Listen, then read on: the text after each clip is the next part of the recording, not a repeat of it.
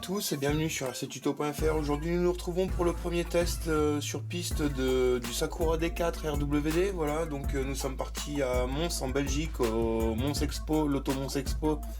Il y avait une exposition de modélisme dans laquelle on était invité par le rcdriftpassion.be. Voilà, une équipe de drift belge qui roule en RWD.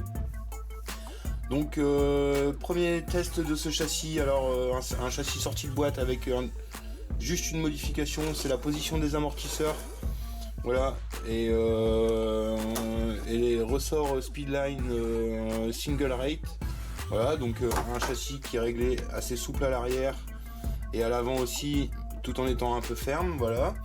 Donc en petit ajustement, on a juste rajouté 30 grammes de poids à l'avant et ici 50-80 grammes à l'arrière.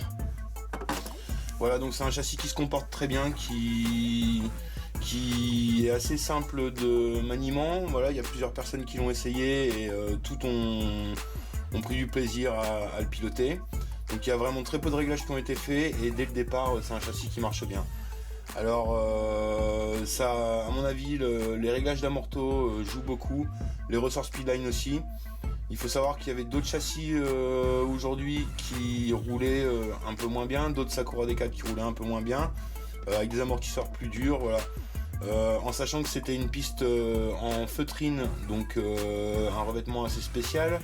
Il va falloir le tester sur d'autres revêtements, donc on va le tester sur sol PVC, on va le tester sur goudron, éventuellement sur béton lissé peut-être. Voilà, donc tout ça, ça fera l'objet de vidéos à venir. Mais bon, pour une première sortie, c'est vraiment très satisfaisant. Voilà, moi pour le prix du châssis, on peut vraiment pas trouver mieux. Un châssis à 120 €, 110 €, 120 €, prêt à rouler en RWD avec un angle de braquage qui est quand même assez important. Voilà, donc quand il est au sol, il braque plus.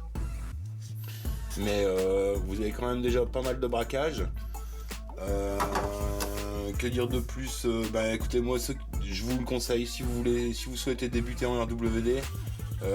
C'est un châssis qui est très accessible, qui est dès le départ fait pour le RWD, donc il n'y a pas beaucoup de modifications à faire à part un peu de réglage.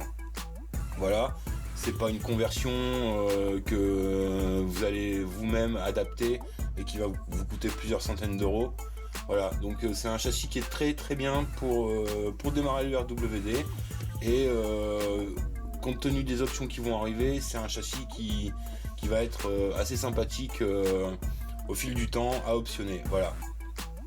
Donc on sait déjà que Boom Racing va lancer sa conversion châssis carbone pièce aluminium.